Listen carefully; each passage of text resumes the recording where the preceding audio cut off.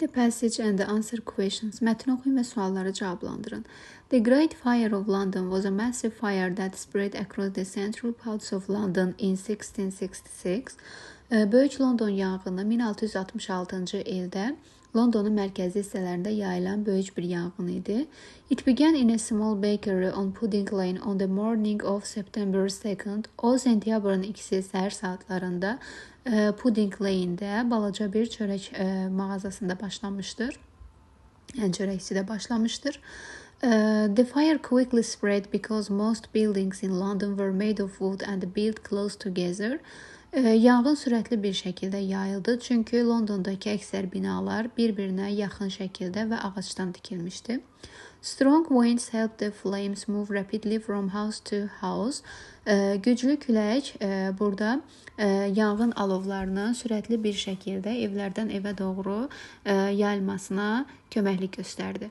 The fire burned for 4 days, destroying a large part of the city, including London Bridge and the St. Paul's Cathedral, and over 13,000 homes. Yanğın 4 gün ərzində davam etmişdi, yəni yanmışdı və şəhərin böyük bir hissəsini, o cümlədən London körpüsü və Müqəddəs Pavel katedralını, yəni kilsəsini və digər bir çox yerləri məhv etmişdi. Although the fire caused great destruction, surprisingly only a few people were reported to have died. Baxmayaraq ki, burada yanğın böyük dağıntılara səbəb olmuşdu, yalnız bir neçə nəfərin öldüyü bildirilirdi. After the fire, London had to be rebuilt. Yanğından sonra London yenidən qurulmalı idi.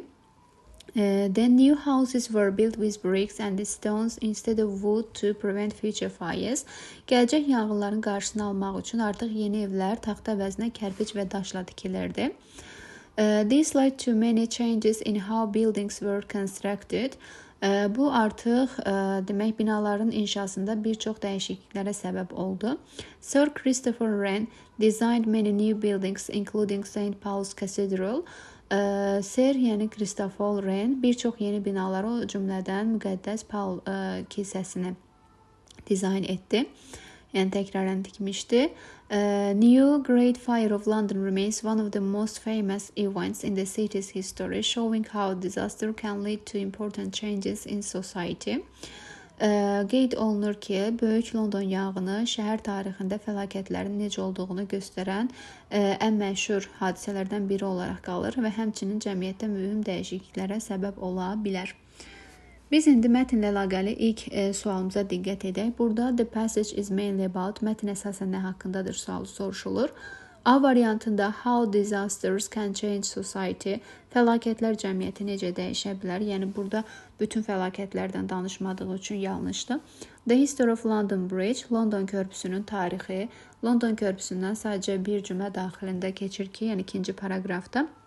Burada yanğın həmin körpüyə də zərər vurduğu qeyd olunur.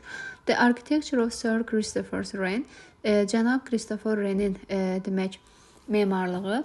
Burada yəni 3-cü paraqrafda sadəcə həmin şəxsin binaları və demək Müqəddəs Paul kilsəsini təkrarən inşa etməsindən danışır.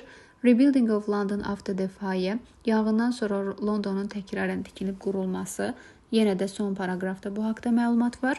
The Great Fire of London and its impact, böyük yanğın, yəni Londonun böyük yanğını və onun təsiri. Düzgün cavabımız Y variantıdır, çünki mətnin ilk paraqrafından sonuna qədər əsas məlumat bu yanğın haqqında və onun nəticəsində yaranan fəlakətlərdən